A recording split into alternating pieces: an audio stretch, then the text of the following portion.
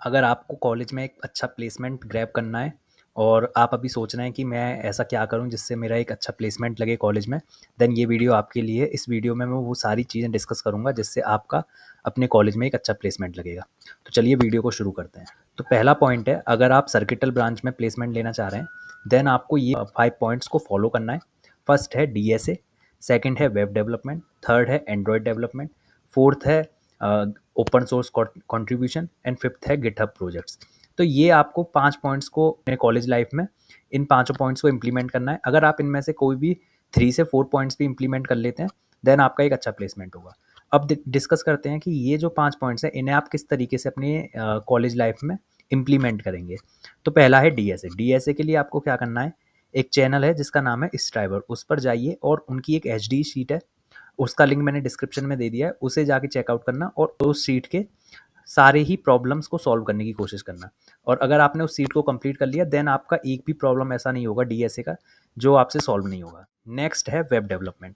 Web development में भी बहुत सारे फील्ड्स हैं कि आप किस स्टैक का यूज़ करना चाहेंगे। लाइक मर्न स्टैक में वेब डेवलपमेंट होता है जिसमें पूरा सब कुछ जावा स्क्रिप्ट में होता है, फ्रंट एंड बैक एंड भी। और सेकंड होता है आपका PHP। PHP में भी आपका बैक एंड होता है एंड जावा में भी आपका बैक एंड होता है, तो स्प्रिंग बूट वाला भी होता है। तो ये सारे बैक एंड के स्टैक्स हैं। सबसे सिंपल इसमें से जो है वो है आपका मर्न स्टैक वाला। मोस्टली स्टूडेंट मर्न स्टैक में ही प्रोजेक्ट बना रहे होते हैं। मैंने भी अपने टाइम पे प्लेसमेंट में मर्न स्टैक में ही अपना प्रोजेक्ट बनाया था। मर्न स्टैक के लिए आप 2 से 3 चैनल हैं उन्हें फॉलो कर सकते हैं। लब बब्बर चैनल को फॉलो कर सकते हैं एंड हितेश चौधरी चाय एंड कोड नाम से चैनल है उनका, उस चैनल को भी फॉलो कर सकते हैं। वहाँ पे उन्होंने मर्न स्टैक से रिलेटेड सारा कुछ पढ़ाया हुआ है। Now third point, Android development. अब देखिए एंड्रॉयड डेवलपमेंट भी बहुत तरीके से होता है। एंड्रॉयड डेवलपमेंट का मतलब केवल ये नहीं है कि आप एंड्रॉयड डेव कर रहे हैं। एंड्रॉयड डेव का मतलब है मैक ओएस वाले डेव भी, एंड्रॉयड डेव भी एंड साथ में मोबाइल डेवलपमेंट भी। ये तीनों ही एंड्रॉयड डेव की कैटेगरी में मैं मान के चल रहा हूँ।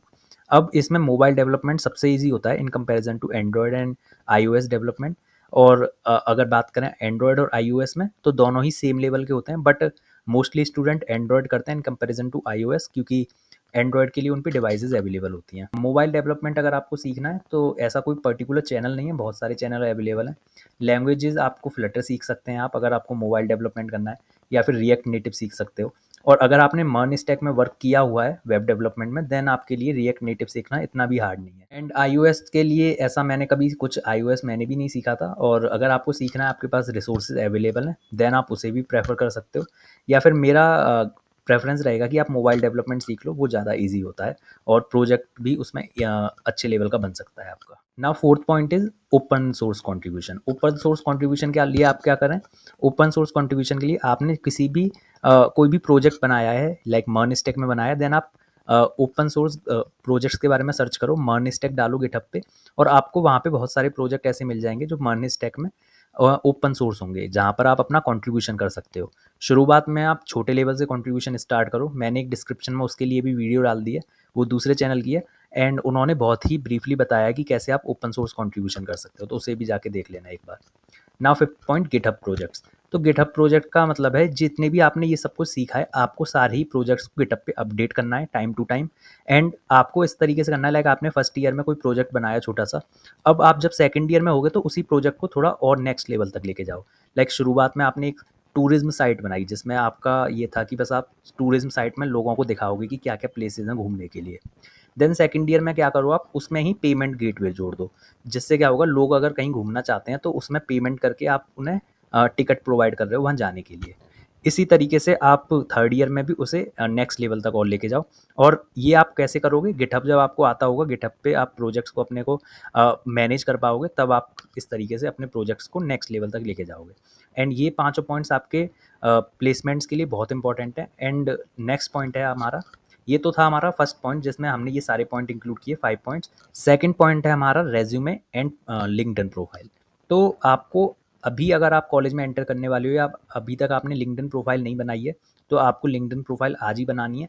और उसमें अपने जितनी भी अभी तक आपने स्किल्स गेन की हैं या आपको जो भी आपका अचीवमेंट है आपकी लाइफ में वो सब आप उसमें इंक्लूड करो।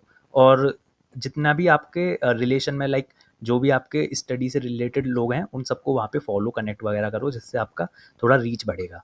एंड सेकंड है रेज़्यूमे। रेज़्यूमे अभी आपके पास इतना कुछ नहीं होगा, ये अगर आप थर्ड ईयर में हो या फोर्थ ईयर में हो एंड आपने उनके लिए पॉइंट है कि आप एक अच्छा रेज़्यूमे बिल्ड करो।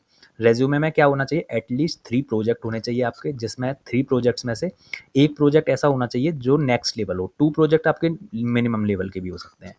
और उसमें आपका रेज़्यूमे में आपकी अगर आपने कोई इंटर्नशिप वगैरह की हुई है या आपने छोटा-मोटा कहीं से सर्टिफ़िकेशन किया हुआ है, वो सब भी आप उसमें इंक्लूड करो।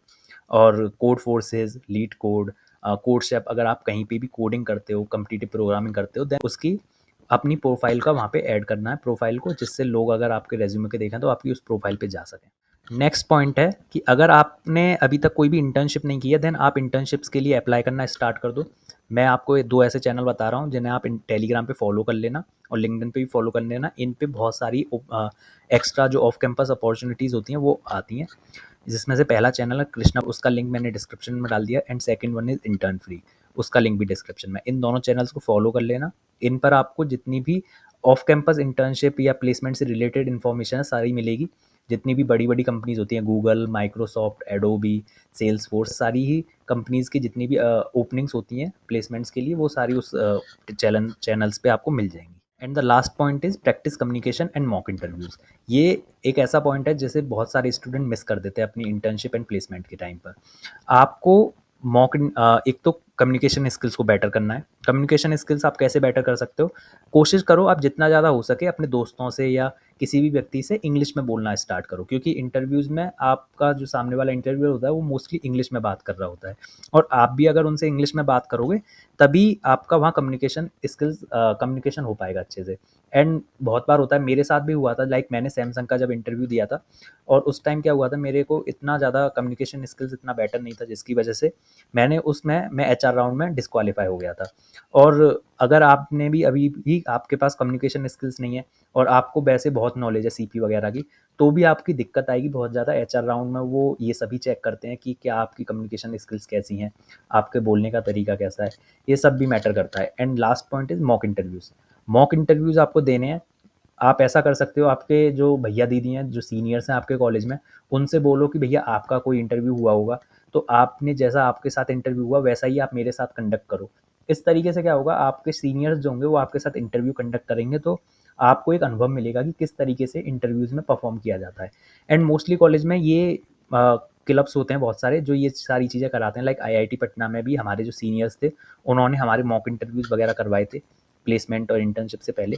जिससे स्टूडेंट को थोड़ा-सा ऐसा रियल वाला फ़ील आए कि हाँ, किस तरीके से हमें इंटरव्यू में बोलना होता है। तो ये भी आपको करना है।